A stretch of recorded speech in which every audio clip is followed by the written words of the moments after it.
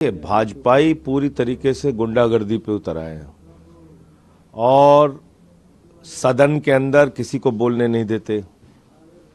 आप देखा होगा आपने, मैं उस दिन खड़ा होकर बोल रहा हूं, सारे के सारे खड़े होकर चिल्ला रहे हैं, चीख रहे हैं। अब गुंडागर्दी करेंगे हम लोगों के साथ, आप बोलने नहीं देंगे। पार्लियामेंट फिर किस लिए बनी है? हम अपनी बात ही नहीं कह सकते, चीख रहे हैं, चिल्ला रहे हैं। अब राहुल गांधी जी अंदर जा रहे थे सदन के अंदर, अब उनके साथ धक्का मुक्की करना, उनको रोकना, आपको तो बाद की चीज दिख रही है ना।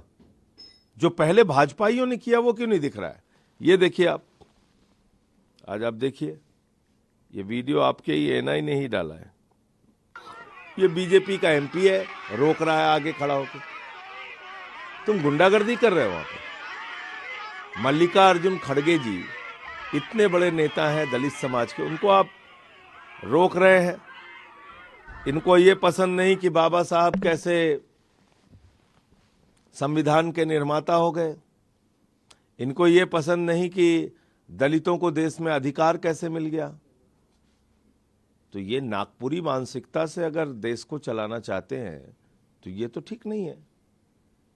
ये वो लोग हैं भाजपा वाले जिन्होंने 1949 के अंदर गुरु गोलवरकर ने, इनके जो आरएसएस के प्रमुख थे, उन्होंने एक लेख लिखा था पांचजन्य में संविधान के खिलाफ।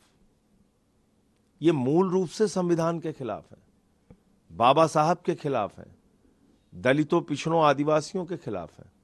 और वही भावना गृह मंत्री ने, अमित शाह ने व्यक्त की। हिंदू कोड बिल पर इन्होंने, आरएसएस ने खुलेआम बाबा साहब का विरोध किया था और पुतले जलाए थे। पुतले जलाए थे बाबा साहब के, शव यात्रा निकाली थी उनकी।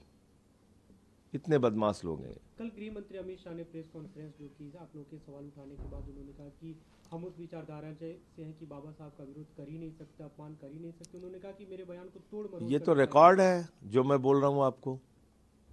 आरएसएस ने बाबा साहब का हिंदू कोड बिल के ऊपर पूरे देश में पुतला जलाया था कि नहीं जलाया था? रामलीला के मैदान में उनके खिलाफ रैली की थी कि नहीं की थी? संविधान के खिलाफ पांचजन्य में गोलवरकर ने लेख लिखा था कि नहीं लिखा था? पूछ के बताइए गृह मंत्री से।